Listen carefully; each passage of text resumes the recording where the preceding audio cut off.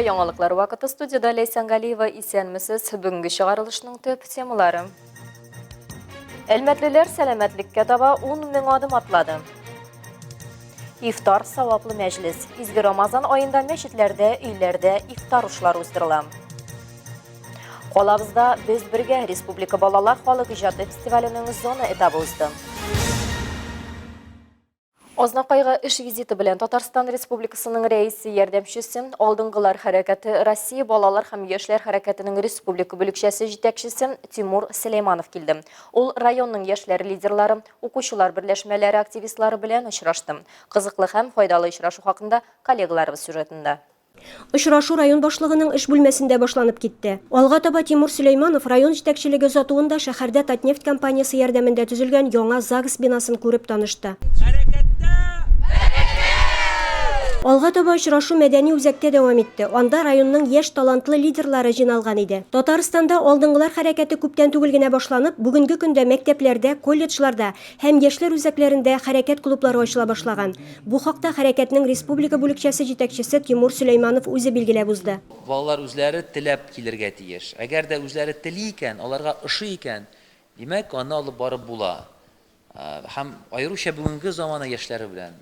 Чөнки алар бит бүген яшьләр үзәкләрендә, мәктәпләрдә вакыт үткәрсәләр дә барыбер аларның күңелләре каядыр. Шулай бит. Монда телефонны ачкач, анда шумалар, анда күпме мәгълүмат. Һәм без балалар белән бер дулкында булырга телибез икән, без аларны үзебез җәлеп итеп, аларга үз эшчәнлеген, проектларын чынга ашыруда ярдәм күрсәтергә тиеш. Очрашуда мәктәп укучылары, техникум студентлары, шулай ук оешма предприятиеләрнең яшь лидерлары катнашты. Безнең оештырыла программалар, оештырыла торган, без бик актив катнашабыз. Бүтән мероприятиеләрдә, городской субботникларда. Очрашу барышында яшьләр әлеге хәрәкәт турында ачыктан-ачык фикер алыштылар. Какие методы вы используете для привлечения молодежи, чтобы оно так же горело, как и у вас? Несколько человек, один из них кто-то из числа педагогов, такой неравнодушный, горящий, который захочет это развивать. Затем одного человека, Ознакайга, мы определяем в качестве руководителя, который будет работать 24/7. Тимур Сөләйманов әйтүенчә, тиздән Татарстан мәктәпләрендә тәрбия һәм хәрәкәт белән хезмәттәшлек буенча киңәшчеләр, һәр районда хәрәкәт кураторлары пәйда булачак. Алдынгылар хәрәкәте нәрсә ул? Аның максаты һәм әһәмияте нәрсәдән гыйбарәт? Азнакай яшьләре бүген үзләрен кызыксындырган сорауларга җаваплар алдылар. Илмира Шәрифуллина, Рамил Исламов, Рөстәм Акбаров. Яңалыклар вакыты Луч Әлмәт телекомпаниясе. Бөек җиңү көне алдыннан ватандашларыбыз данын мәңгеләштерүче мемориал, обелисклар чистартыла. Бүген калабызда беренче һәйкәлне чистартып, истәлекле урыннарны җыештыруга старт бирелде. Бөек җиңү бәйрәменә әле бер ай калып барса да, һәйкәлләрне юу, алар урнашкан территорияләрне җыештыру инде башланды да. Әлмәттә иң беренчеләрдән булып бу эшкә кадет мәктәбендә укучылар һәм волонтеры Победы хәрәкәтенең активистлары старт бирде. 9 мая – это День Победы, поэтому мы к нему готовимся, убираем все памятники, чтобы все было красиво и торжественно. Җиңү көненә кадәр 18 апрельдә билгеләп уза торган халыкара һәйкәлләр һәм тарихи урыннарны саклау көндә бар. Шуңа күрә илебездә һәйкәлләрне кайгырту, өмәләр оештыру, кар өрү, җир кибү белән башлана. Наш школьный отряд «Волонтеры Победы» присоединяется к всероссийскому субботнику и призывает всю молодежь присоединиться к нам. Мы даем старт чистке мемориалов и памятников по всей России. Старт бирелде. Димәк, һәйкәл мемориалларны тәртипкә китерүдә эстафета таягы студентлар отрядларына һәм югары урта белем бирү йортлары волонтерларына тапшырыла.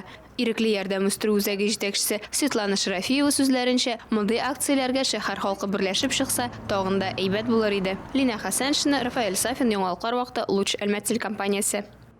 Экологияны саклау иң беренче чиратта үзеңнең сәламәтлегеңне кайгырту дигән сүз. Бу юнәлештә һәркемгә спорт, физик активлык һәм җәяү йөрү ярдәм итә. Сәламәт тәндә сәламәт акыл, көч һәм энергия ташып торуны исәптә тотып, ел саен бөтен дөнья сәламәтлек көнендә илебездә тормышка 10 мең адым акциясе уза. Әлеге сәламәт яшәү рәвешен пропагандалаучы чара иртә белән калабызда да узды. Лина Хәсәншина дәвам итә.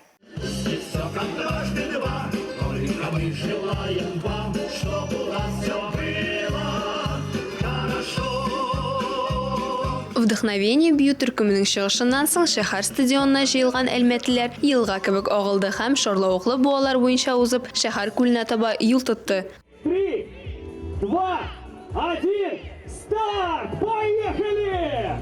В Альмейске у нас уже это проходит акция 4-й год. Принимает участие, наверное, где-то в районе 300-400 человек, потому что у нас здесь сегодня и ближайшие школы, СУЗы, вузы, наши предприятия и Совет ветеранов. Тормышка 10 000 адым бөтен Россия акциясында катнашучыларның бөтенесе дә көнлек актив хәрәкәт нормасы үтәләде. Иртә генә булуга карамастан инде норманың яртысы үтәлде, дип адымнар санаучы сәгатьләрен күрсәтә акциядә катнашучыларның кайберсе. 10 точно прохожу. Сегодня уже 4 есть. Я работаю еще помимо учебы официантом, и приходится очень много ходить, поэтому да, у меня очень много выходит шагов. Импульс төркеменнән 2 адаш Татьяна Петровна һәм Татьяна Михайловна Саулык паркында атнага 5 тапкыр шөгыльләнә. Әле анда да велосипедта бара һәм кайталар. Нагрузка у нас приличная, так что будем стараться прожить не менее 100 лет. Мы вообще очень активные пенсионеры и во всех мероприятиях участвуем. Актив тормышны үз итүче әбиләр мондый чаралар кирәк дип саный һәм ил күләм уздырылуына бик сөенә. Чтобы вся молодежь и пенсионеры были в едином строю. Да. Здоровье – это жизнь. Так что всем здоровья желаем и благополучия. Активного долголетия. Тән сәламәтлегеннән рухи сәламәтлеккә. Бөтен дөнья мөселманнары өчен изге булган Рамазан ае дәвам итә. Күркәм гадәт буенча бу вакытта милләттәшләребез һәм дин кардәшләребез бер-берләренә изгелек эшләп калырга ашыган. Мәчет мәхәлләләрдә, илләрдә ифтар мәҗлесләре оештырыла. Шәһәр күләм ифтар Әлмәттәдә үтте. Рәдифә Нигъманова дәвам итә. Әлмәттә уздырылып килә торган шәһәр күләм ифтар матур традициягә әверелеп бара. Бу юлы да ул үзендә калабызның мәчетләрендә хезмәт итүче дин әһелләреннән тыш күрше шәһәр һәм районнардан кунакларны кабул итте. Кунакларның иң олысы Татарстан Республикасы мөселманнары диния нәзарәте башлыгы мөфти Камил хәзрәт Сәмигуллин. Кичәгә кадәр ул үзәк мәчеттә барган төзекләндерү эшләре белән танышырга өлгергән. Мәҗлес башланганчы Әлмәт һәм республиканың көньяк-көнчыгыш районнарыннан килгән имамнар һәм калабызның мөселман җәмәгатьчеләре белән очрашты. Мәҗлестә Татнефть компаниясе генераль директоры урынбасары Рөстәм Мөхәммәдиев, Әлмәт районы башкарма комитеты җитәкчесе Айдар Каюмов та бар иде. Иншалла бу безнең берләшүебезгә, бердәм булуыбызга, бер юлда, бер юнәлештә булуыбызга бер сәбәп булыр. Һәм инде шушы ифтарларны үзләренең өлешләрен кертүчеләр һәм шушы менә бу администрациягә, бинага апаларыбыз, хезмәттәге эшләгән кызларыбызга барысына да Аллаһның рәхмәтләре яусын. Кемнәр үзләренең хезмәтләрен куйдылар.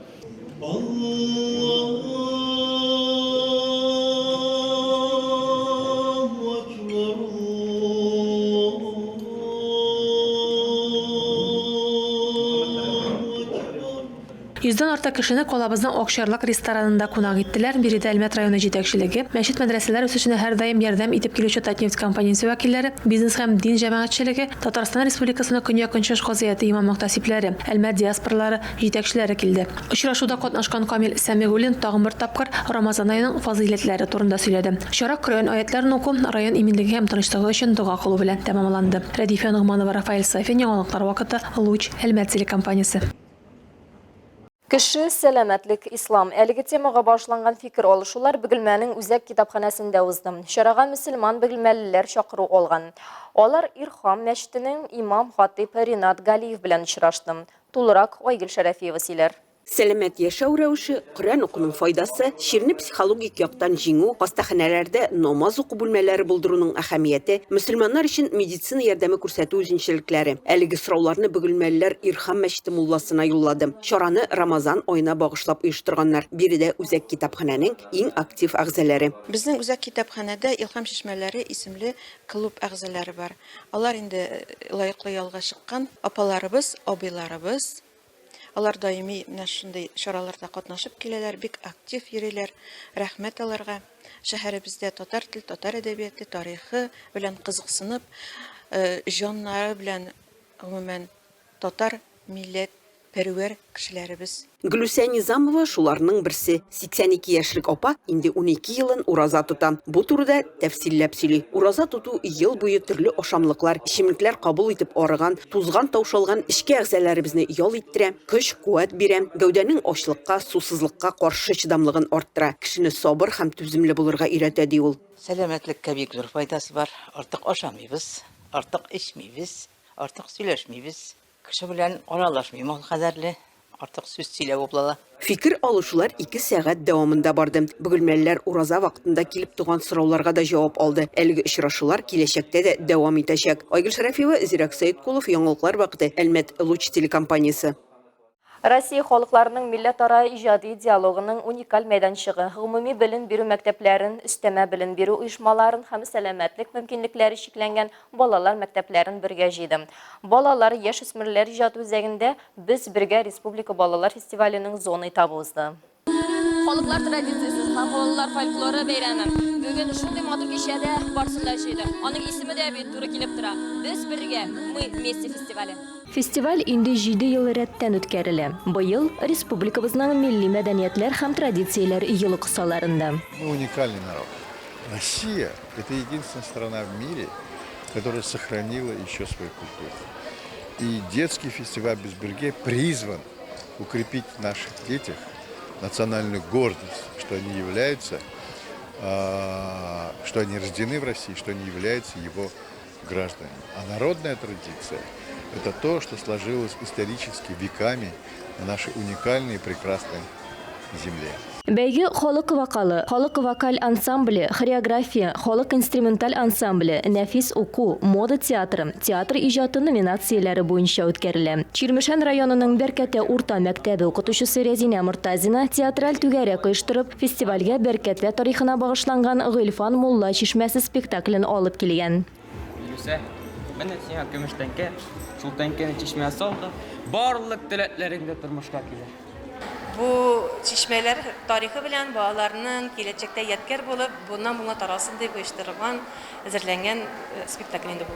Балалар ясаган декоратив кулланма әйберләр күргәзмәсе фойены бизәгән. Һәрбер коллектив чыгышларын декоратив яктан баетып, реквизитларын үз куллары белән булдырган. Менә бу сөлге минем кайнанәниемнең 1944 елда Төймәт авылына, Йохой авылыннан килен булып төшкән, үз кулы белән суккан сөлгесе. Без аны инде истәлек ясап саклыйбыз. Менә шушы сөлгене дә кулланырга туры килде. Чыгыш ясар алдыннан конкурсантларның һәммәсен бер чух исе биләп алса да, жюри әгъзалары аларны көчле алкышлар белән хуплап, игелекле елмаеп торды. Бу чарага әзерләнү бик кызык узды, миңа бик ошады. Мондый чаралар яшрак булсын иде, әзерләнәсе килә, бер-береңне яхшырак беләсең, танышасың, үзеңнең талантларыңны ачасың, кеше янында үзеңне тотырга өйрәнәсең. Фестивальнең республика этабы Казанда зур гала концерт һәм декоратив кулланма иҗат күргәзмәсе белән тәмамланачак. Иҗатка киртәләр юк. Бигрәк тә калабызда бу юнәлештә үсәргә теләүчеләр өчен мөмкинлекләр бихисап. Мисал өчен картиналар галереясында узатырган арт кунакханә проекты гына да 13 ел эшләп килә. Чираттагысында безнең иҗат төркеме булып кайтты.